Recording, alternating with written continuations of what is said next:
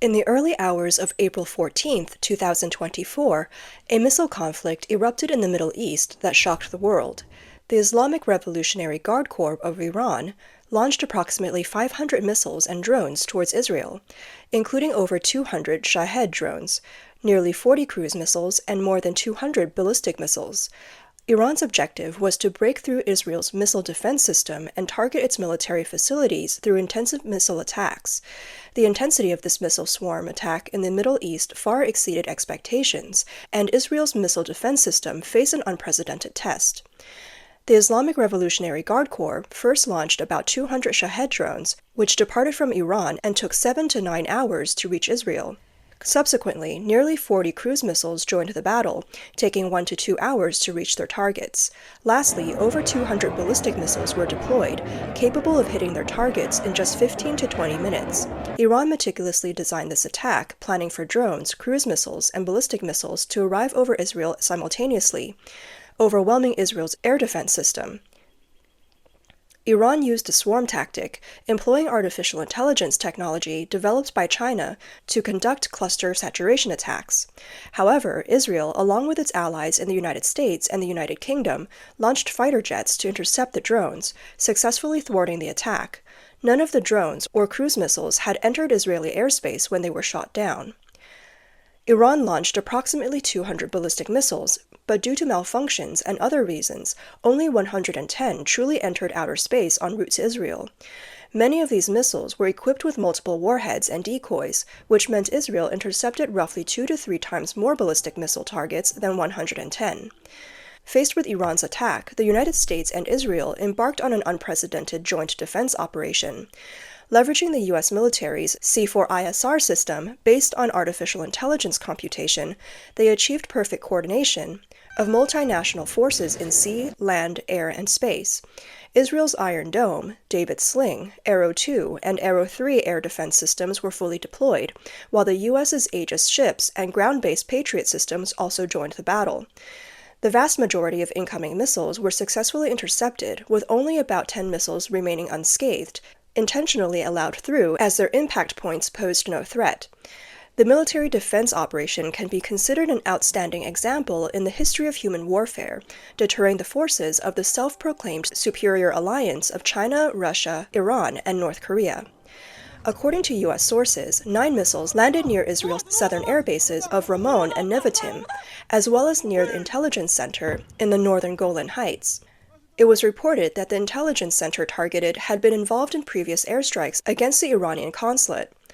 The Ramon base that was struck is where F-35s took off for that operation, and Israel's core military facility, Dimona, is not far south, suggesting Iran deliberately chose these targets. Iran used hot air missiles, carrying ammunition, to test Israel's missile defense systems, Imad missiles to attack the south, Desfil missiles to strike the northern intelligence center, and Khaybar Shekan missiles for the Ramon base. It is estimated that Iran also possesses long-range Sejal 2s and Khorramshahr 2s capable of reaching Israel. It is understood that Iran's total missile inventory exceeds 3,000 missiles, with at least 1/4 being medium-range missiles. This means close to 800 missiles, with Iran having launched over 200 this time. If one day the remaining 600 missiles were all unleashed on Israel, it would require Israel, the U.S. Aegis ships, and U.S. military bases to have enough ammunition ready to launch immediately, meaning they would need enough launchers. The problem that arose this time was that Israel, towards the end of interception, needed to reload interception missiles and could not launch them immediately, causing some missiles to be abandoned, although they landed in uninhabited areas. The Iron Dome is specifically designed to intercept short-range missiles. David's Sling operates within the atmosphere to intercept ballistic missiles, similar to the Patriot 3. Israel's Arrow 2 missile is mainly used for high-altitude interceptions within the atmosphere, similar to the THAAD, but with a range and interception altitude possibly closer to the Patriot 3. The Arrow 3 missile is used for ex-atmospheric interceptions, similar to the Standard 3 series on U.S. Aegis ships. The Arrow 3 is primarily aimed at medium-range ballistic missiles, while the Standard 3 also has the ability to intercept intercontinental missiles. Intercepting intercontinental missiles requires greater range, higher speed, and more precise guidance. This means that the Standard 3 may be more advanced in technical terms compared to the Arrow 3, with higher cost and more complex deployment. In this real-world test, Israel and its allies' air defense systems were almost completely victorious. Iran's grandiose missile show turned out to be nothing more than a bluff. The staggering 99% interception rate has shocked Iran and countries worldwide, and has deeply unsettled the Chinese Communist Party, CCP, which has been covertly supporting much of Iran's missile technology, including crucial components such as missile engines, chips, guidance systems, and materials, has been provided by China, with Iran mainly assembling these weapons. However, the dismal performance of Chinese-assisted weaponry in actual combat, especially against the United States and Israel, demonstrates that they are not in the same league. News of this interception rate has caused great panic and frustration within the CCP's rocket force. Such a devastating interception ratio also indicates that in a possible future conflict in the Taiwan Strait, the Chinese military's missiles would be unable to penetrate the U.S. defense line, perhaps being destroyed before they are even launched. This has shaken the morale of the Chinese rocket force. In an attempt to appease the military, CCP mouthpiece Hu Xijing, following Xi Jinping's orders, published an article boasting about nuclear weapons to defeat the U.S. military, suggesting using nuclear weapons to force the U.S. military to surrender. However, considering the inability of the Chinese military's missiles to penetrate even the U.S. defense system, such talk of using nuclear weapons is nothing short of delusional. The key to Western missile technology's advancement lies in its exquisite manufacturing processes. The missile engine's chamber must be seamless and burn completely to ensure the missile's high-speed flight. According to military experts, this requires machining precision within 1/1000th of a millimeter, a level of precision that is several orders of magnitude beyond China's manufacturing capabilities. In this interception, the U.S. deployed radars in Saudi Arabia to detect the launch of Iran's ballistic missiles early. Coupled with advanced satellite reconnaissance and artificial intelligence analysis, the entire intelligence network could identify incoming targets in real time and respond rapidly, allowing various attack terminals to operate according to AI calculations. The CCP's current capabilities are simply incapable of countering such a system. From the CCP's rhetoric, it is evident that they fear decoupling from the U.S. While Hu Xijing and others criticize the U.S. to pacify Chinese audiences, they also fear that decoupling will lead to the loss of their enormous assets in the U.S. Documents from last April revealed that the average deposit per executive of 13 Chinese financial institutions reached an astonishing 600 billion yuan, with a total frozen deposit amount in the U.S. reaching 8 trillion yuan. The CCP's corrupt regime and its military weakness has lost the people's trust. The failure of the Iranian missile attack has further unveiled the CCP's weakness. In the recent missile attack by Iran on Israel, countries like the United Arab Emirates and Saudi Arabia, though outwardly cautious in supporting Israel, actually provided crucial intelligence support. This is because the United States has been working for years to establish military cooperation between Israel and Sunni Arab countries. These countries are all opposed to Iran, but the current political climate does not yet allow for the establishment of a formal military alliance. Instead, the U.S. has focused on building an informal regional air defense cooperation. The signing of the Abraham Accords in 2020 normalized relations between Israel and the UAE and Bahrain. Starting in 2022, Jordan, Israel, and Arab allies joined the Middle East Air Defense Alliance led by the U.S. Central Command, CENTCOM. The alliance's radar and early warning networks provide tracking of drones and missile launches. The year before, Israel had transferred from the U.S. European Command to the Central Command. This missile conflict was the first real-world operation of the Middle East Air Defense Alliance and turned out to be unexpectedly successful, satisfying all participating countries. In fact, these countries have always hoped to receive U.S. security assurances when Iran launches attacks. The actions taken by Western countries, led by the U.S., to protect Israel are exactly what these countries have wanted. Before Iran made threats to strike Israel, U.S. officials were urging these countries to provide intelligence about Iran's retaliatory plans and seeking help in intercepting the attacks. Initially, some Arab governments hesitated, fearing that assisting Israel would lead to direct conflict with Iran or retaliation. Ultimately, Saudi Arabia and the UAE agreed to privately relay information, while Jordan agreed to allow the use of its airspace by the US and other countries' aircraft, and stated that it would use its own aircraft to intercept missiles and drones. The US must have made assurances, or else they would not have agreed to do this.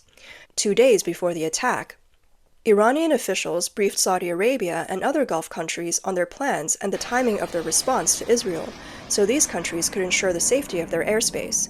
This information was passed to the US, providing crucial details for the defense plans of the US and Israel, and contributing to the success of the air defense measures that nearly completely thwarted the large-scale attack.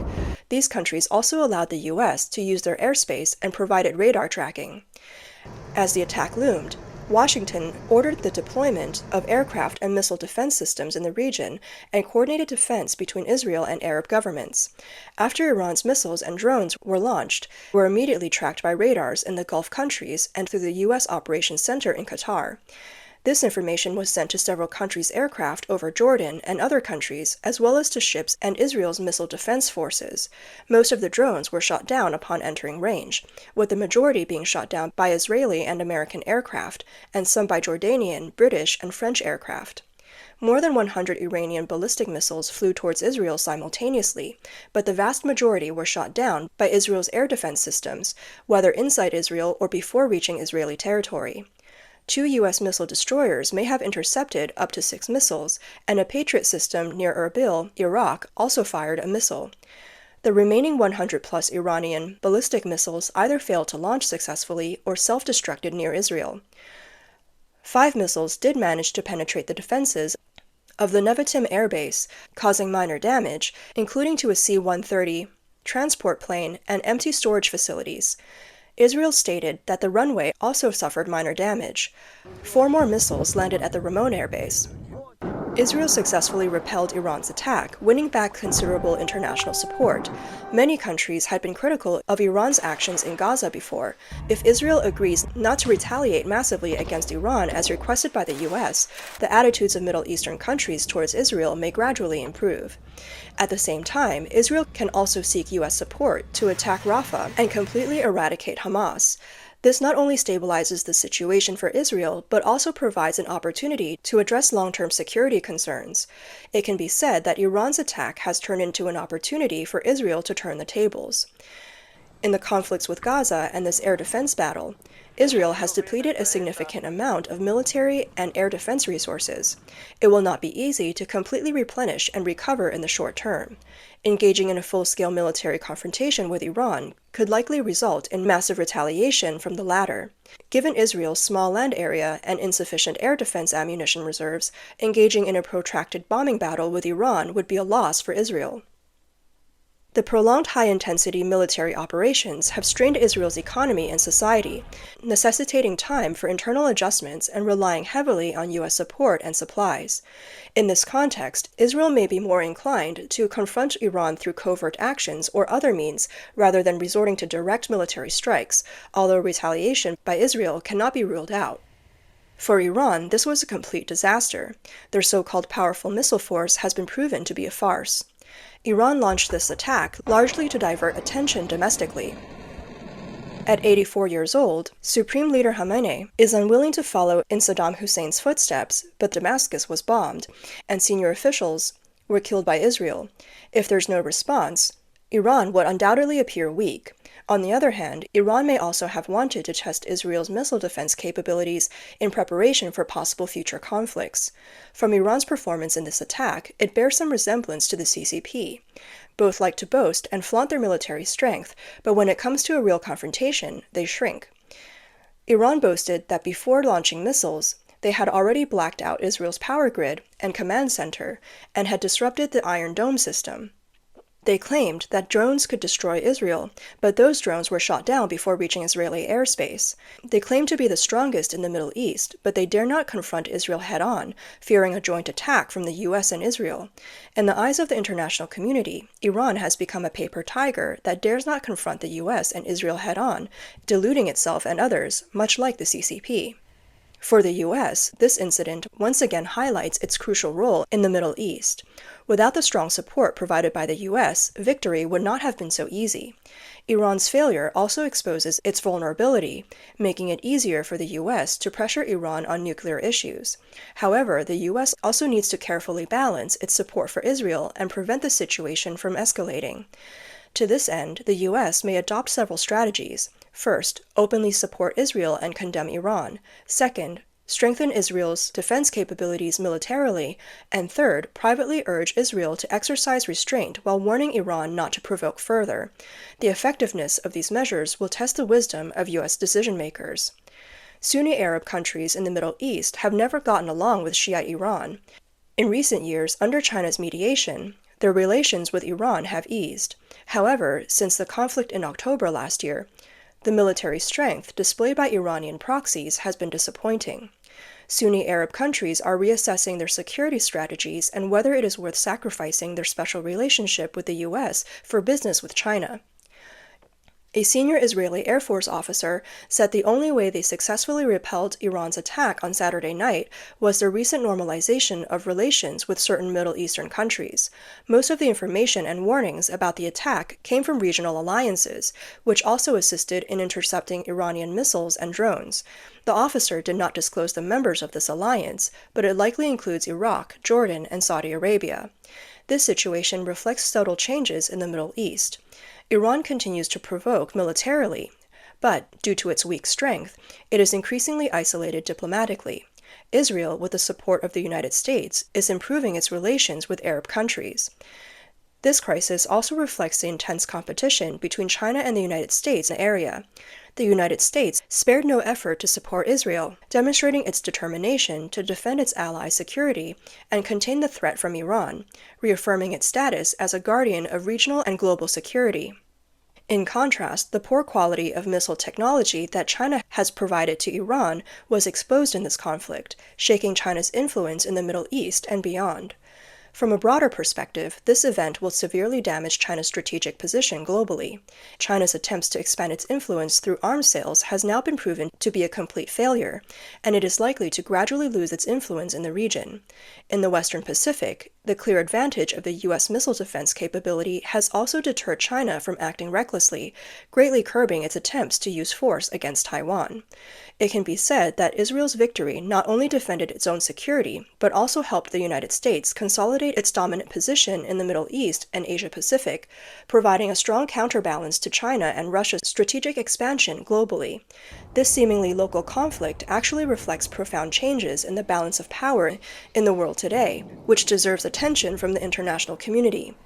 Faced with the United States' solid system of allies and advanced military power, China's boasting rings hollow.